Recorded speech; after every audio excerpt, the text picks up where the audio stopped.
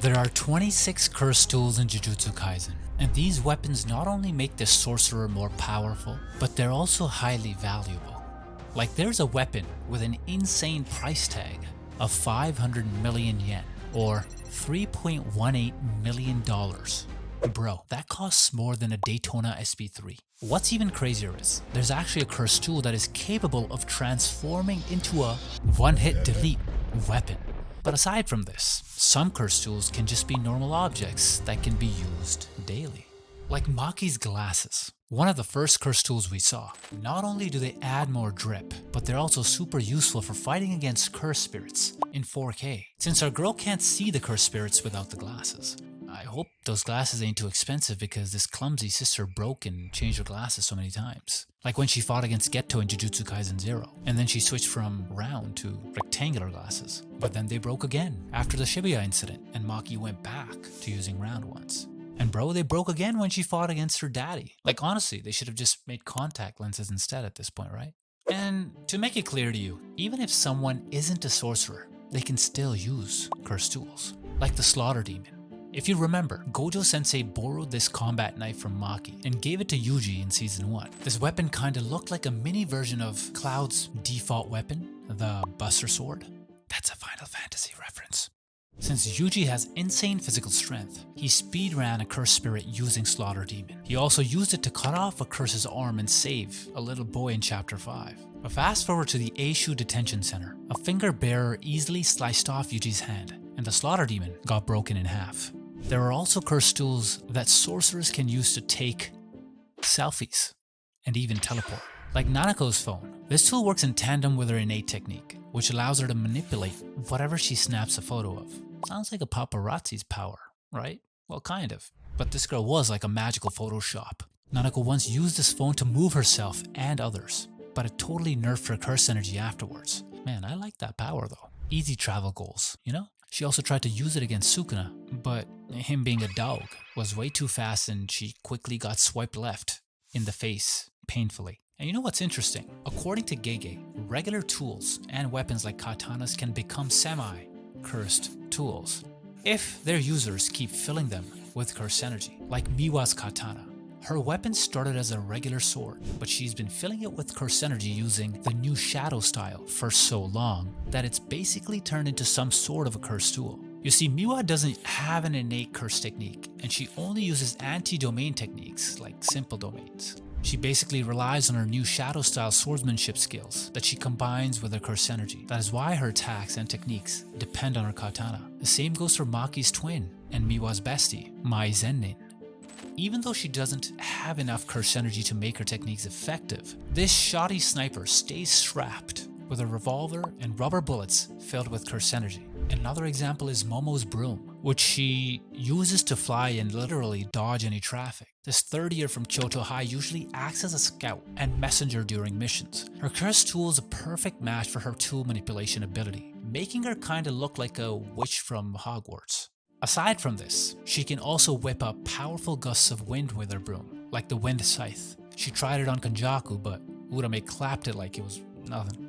Speaking of witches, there's also our girl Nobara with her cursed tools. A hammer like Thor's, just a little smaller, nails, and a straw doll. She uses the hammer for close range hits to whack her enemies and combines it with nails for long range attacks. But that's not all. Her cursed tools like the nails and straw doll are basically the medium for her innate curse technique, resonance, which only kicks in once she nails a spike into her doll, a cut off limb of a target, or her target itself.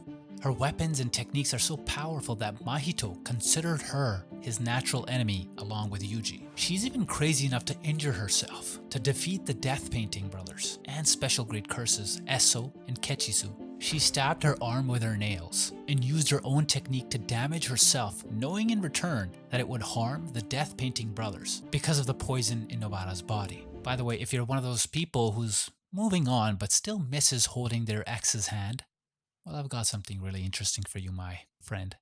Remember that sword with the creepy hand that could move on its own and sense everything around it?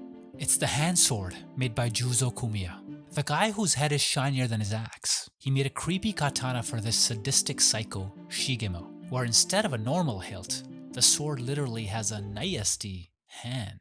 Now that's a bad job. Get it? Think of it like Thing from Wednesday, but with a sword on top of it, or under it. Shigemo can even throw it to scout his target because the sword can detect nearby enemies. And aside from the slashes from its blade, this curse tool can move its own fingers and clench to punch its target in the face, grip other objects, or basically anything a hand can do. It might even flip you the finger. Even though it might be pretty handy, got him. It's a tricky weapon to use in a fight. There are also cursed tools whose powers are still a mystery. Number 1, Maki's Spears. One from Jujutsu Kaisen 0, and another from the Goodwill event, and both weapons got smashed.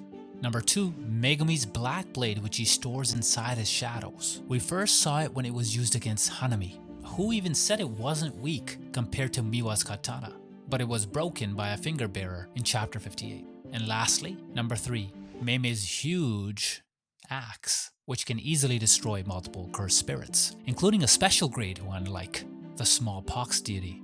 Now I've been thinking, do you think Yuta's ring is a special grade curse tool? Because if you don't know, most special grade curse tools are imbued with a curse technique. Well, except for Playful Cloud, which I'll explain why in detail soon. But here's the thing, Yuta uses his ring to fully manifest Rika, which also lets him access his curse technique, Copy. So since Bro is a legit special grade sorcerer, does that make his ring a special grade curse tool? It's hard to say for sure. But you tell me, what do you think in the comments, right? There's also another way to create a curse tool aside from soaking it with curse energy or curse techniques, and that is if a sorcerer has a specific power that can literally create an object from nothing, like Mai's curse technique, Construction. Since she has less curse energy compared to a normal sorcerer, she can only create a single bullet per day for her weapon, which is factually pretty lame for a member of the Big Three family, and that is one of the reasons for why her family hated her. To them, she barely got any talent for Jujutsu. But with her construction technique, she was able to recreate the split-soul katana for Maki, sadly, at the cost of her life. Yorozu, Sukuna's obsessive girlfriend, also had the same curse technique, but hers was way better than Mai's because Yorozu can create and manipulate liquid metal. Yorozu even made an exact copy of Sukuna's curse tool, Kamutoke, using a binding vow with her construction technique. Another sorcerer with a curse tool that works with their curse technique is Principal Yoshinobu Gakuganji, and this grandpa rocks. He's like the Metallica sorcerer. He legit, no joke, uses a Gibson Flying V electric guitar as his curse tool. So Gakuganji's technique turns his body into a sound amplifier. He cranks out tunes on his electric guitar and blasts them as waves of cursed energy. However, his guitar was destroyed when he fought and killed Principal Yaga. When Sudo Geto's gang invaded the JJK High during the Kyoto Goodwill event, Gakuganji fought the cocky sorcerer, Juzo Kumiya. You see, Juzo's kind of a curse tool swordsmith, making his own curse tools in Juzo Town, and he considers the sword Dragonbone as his masterpiece. With the help of Tengen, Maki was able to locate Juzo's workshop and retrieve the cursed weapon. This weapon's actually pretty sick, because it kind of works like a sword, equipped with an engine with 3 exhaust pipes in its blade. And when its power is activated, it revs up the blade, enhancing the speed and strength of the sword's slashes. That's like having a throttle as the hilt. Maki fought her daddy, Ogi Zenin, when things went south within the Zenin clan. She managed to outsmart Ogi and even broke his katana in their duel, when she surprised him with the abilities of Dragonbone. Although she was defeated in that encounter, for a minute there, I thought she might have kicked her old man's ass. Maki destroyed Ogi when Mai died, making Maki's heavenly restriction the same level as Toji's. The shoddy went wild and killed even the elite fighters and sorcerers of the Zenin clan. She even used Dragonbone to totally destroy a man's face off. Like, man, that dude must have been ugly, cause Maki was like, alright, you don't need that face. But if you ask me my favorite curse tool, it's gonna be Nanami's blade. Since bro had been using this tool forever, his blade was kind of imbued with his innate ability, ratio technique, which creates a weak point on Nanami's ops. This technique marks a target's body with lines. If they hit exactly at the 7-3 spot, it's a critical hit. That way a sorcerer can deal major damage even against tough enemies and slice weak ones in half with a single strike. Now that Nanami's gone, the blunt sword has been passed to his trusted sidekick, Ino, and he was able to join the fight against Sukuna. where the King of Curses recognized that it was Nanami's technique that was materialized in the blunt sword to create stronger hits. Another weapon that can land powerful critical strikes is Yuta's steel arm, which is probably a technique/weapon he copied and stored in Rika. During the Calling Games, Yuta used a cursed tool that basically turned him into the Winter Soldier, giving him a metal arm that buffs his strength. And with this arm, homie punched a girl. Man, bro has no chill. But he also had to do it. Like, he had no choice as his girlfriend was watching. So our boy couldn't literally hold back against Takako Udo and Ryo Ishigori. But then Udo made a comeback by totally destroying Yuta's steel arm. Funny thing is, Udo lost her legit arm, and Rika ended up eating it. When Yuta went abroad to train, he was also looking for a specific cursed tool, the Black Rope. This tool was created by Miguel's clan in Africa. And you know how long it took them to make this rope? Decades. Several decades. We didn't get the exact numbers because when Miguel was explaining it to Gojo, our sensei shut him up because he didn't give a damn. But here's the interesting thing about the Black Rope. Gojo said that it's made from an abnormal curse that can mess up even his Limitless. The problem is each time this powerful weapon hits something, its power burns away a part of the rope, making it shorter and shorter until it's gone. Actually, when Yuta and Miguel went to Africa to find more black ropes, they were literally out of stock. But unlike Black Rope, the chain of 1,000 miles is unlimited. Bro, not that one. But damn, this chain proves Daddy Toji is a real gangsta. Cause homie had infinite grip. So this weapon can endlessly extend as long as one end remains hidden. Toji wielded the chain of 1,000 miles and hid the back end of it inside his cursed spirit backpack. Although its ability is just simple, literally extending for 1,000 miles, the clip on the front can be lashed with another weapon so that it can be used for long-range attacks. For example, when Toji fought against Gojo, he attached the inverted spear of heaven in its front end, and I'm going to explain this insanely broken weapon even more in detail soon. The chain of 1,000 miles broke when Toji was destroyed by Gojo's surprise attack, Holo Technique Purple. But who knows, it might still be used as long as the rear end is hidden, right? So technically, it can still extend infinitely. The problem is the current whereabouts of the weapon are unknown. Gojo might have snuck it somewhere before death.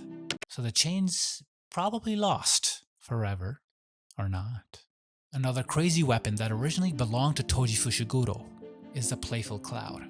What's interesting is, the 3-part nunchuck staff is the only special grade curse tool that isn't imbued with a curse technique. Instead, it buffs the user's physical stats with cursed energy, letting them take down special grade cursed spirits with just pure raw strength. And just like I've said earlier, this weapon is highly valuable. According to Maki, Playful Cloud costs 500 million yen, right? $3 million. Bro, imagine the total cost of all these cursed tools in the Zenin clan's possession. That's like Jay-Z's car collection right there. This cursed tool is perfect for those with insane physical abilities, like its original owner, Toji Fushiguro. This dog already had incredible strength and speed, but with Playful Cloud, he upped his game even against the strongest sorcerers and cursed spirits. It was then used by Maki Zenin, who also has a heavenly restriction. Playful Cloud gave her the ability to fight and hold her own, even against the special grade cursed spirits, Hanami and Dagon. But even with Nanami and Naobito, they got wrecked inside Dagon's domain expansion during the Shibuya incident. Luckily, the revived OG Toji appeared and easily dominated Dagon using the cursed tool. Toji even modified Playful Cloud and sharpened its ends to ultimately destroy Dagon. He ended up deforming the weapon and unchaining the link, so basically Playful Cloud's now in pieces. Aside from Dagon, who looks like Tulhu, there's also the special grade Kurorushi, who looks like the cockroaches in MIB. He wields the nasty curse tool, the Festering Life Sword. The short cleaver is said to be an enchanted blade that blends life and death, probably because the blade is of course meant to kill. But when the target blocks any strike from the sword, it shoots cockroach eggs from the blade's barrels into the target's open wound. It's so gross, it reminds me of my uncle's old garage. Like when this cursed spirit fought Yuta, even though our boy managed to block the Festering Life Sword with his katana, the cockroach sword swiftly launched small eggs from its flesh barrels that immediately went for Yuta's wounds in his shoulders. The weapon was trouble, but my boy Yuta is pretty strong even against the icky special grade curse. What's even crazier is, Yuta defeated this son of a bug by biting off its nasty face to completely exorcise it with a mouth-to-mouth blast. Ugh. Brother, ugh. What's that?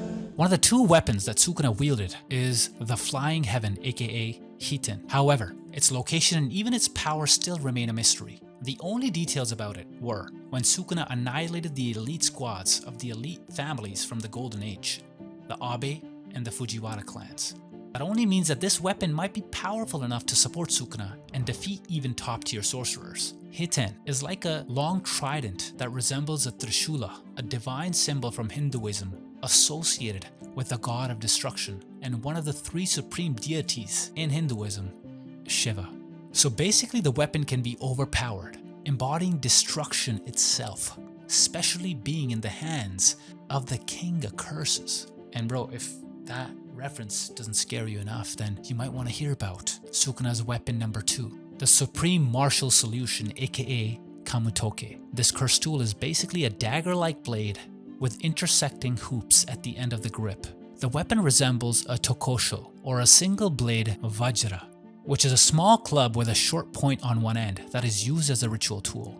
And in Hinduism, the tool symbolizes diamond and the thunderbolt, which are actually the abilities of this cursed tool. Like it can summon lightning strikes to zap enemies down, and the diamond represents its indestructibility, like it can't be destroyed. Interestingly, the word Kamutoke translates to the Japanese phrase meaning to be struck down with lightning, so its ability is literally in its name. Just like Hiten, Sukuna used Kamutoke to defeat powerhouse squads from the Abe and Fujiwara clans. Yorozu later recreated the weapon using a construction curse technique and a binding vow, giving it as a parting gift to Sukuna when she was ultimately defeated during the Calling Games. Urame delivered it to Sukuna with a dramatic entrance, dropping a massive iceberg from the sky, and Sukuna wielded the weapon to ultimately defeat a powerful sorcerer, Kashimo. Sadly, the weapon wasn't returned when Higuruma's domain expansion, Deadly Sentencing, confiscated Kamutoke from Sukuna, and the weapon basically went down with Higuruma when bro, bit the dust. Speaking of Higuruma, honestly, I stand this guy, He's smart, and he's easily a genius in Jujutsu, even though he's been a sorcerer only for a short time. Imagine if this guy, was a sorcerer from the beginning, had the training. He'd be nuts by now. He also wields an overpowered curse tool that is linked to his innate curse technique, and that is his gavel. Higuruma can easily morph his weapon into a huge battle hammer, extend it to become a staff, and even change it to a hook. It's kind of like that weapon from the nostalgic anime, Flame of Rika. Remember that golden blade which can transform into other weapons? The Kogenanki?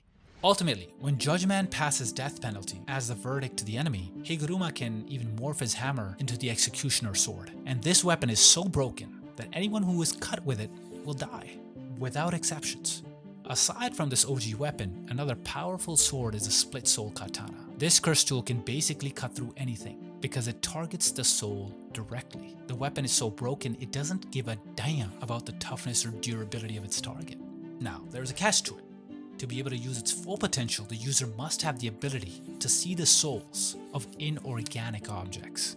And the dog, Toji, was fully capable of using it to its max capacity. Like when he easily slayed Geto's rainbow dragon, which according to Geto has the toughest skin among his stock of cursed spirits. After Toji's death, the weapon was lost. But when Mai ultimately sacrificed herself, she left a copy of the Split Soul Katana in Maki's possession. But unlike Toji, Maki was unable to unleash the full powers of the katana at first. Thanks to Old Man Daido and sumo fanatic Mio, Maki learned to sense everything when they fought against Naoya Zenin. That is why she was able to see even the souls of objects, unleashing the full extent of the powers of the Split Soul Katana and completely defeating even the domain and vengeful spirit of Naoya Zenin.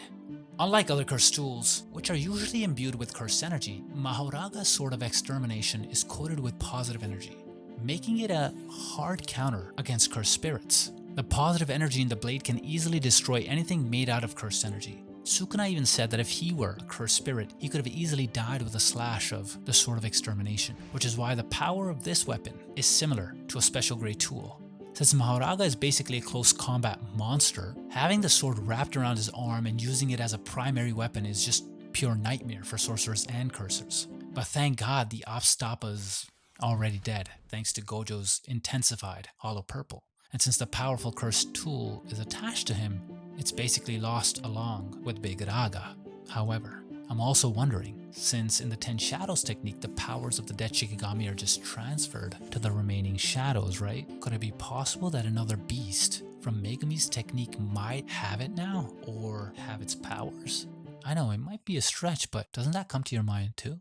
Regardless, Big Raga's insanely powerful weapon can easily be trashed, actually, by the most broken curse tool, the Inverted Spear of Heaven. Because this curse tool has the ability to nullify any curse technique. It can even bypass Gojo's Limitless, making the one strongest sorcerer in the current era vulnerable to deadly attacks. When Toji snuck into JJK High, Gojo got stabbed through the neck with the spear, making Toji the winner of the first round of their fight. However, Gojo returned for round 2 after using reverse curse technique. Toji fought Sensei with another top tier curse tool, the Chain of 1,000 Miles, and he lashed the Inverted Spear of Heaven to the chain to create a combo weapon against her Sensei. Ultimately though, he was beaten by Gojo, and the Inverted Spear of Heaven was either destroyed along with Toji or hidden by her sneaky Sensei maybe. Bro, I was just thinking about Toji, right? Like, they literally got him good. Like, they stripped down everything. Like, bro got no curse, he got no sun, and he got robbed. He even got no drip left after Gojo destroyed him and took it. And not only that, look at how he was treated by his family. Being part of one of the big 3 families who hates non-sorcerers, his heavenly restriction on top was bad luck for him. By the way, the Zenins are actually just one of the 6 clans in Jujutsu Kaisen.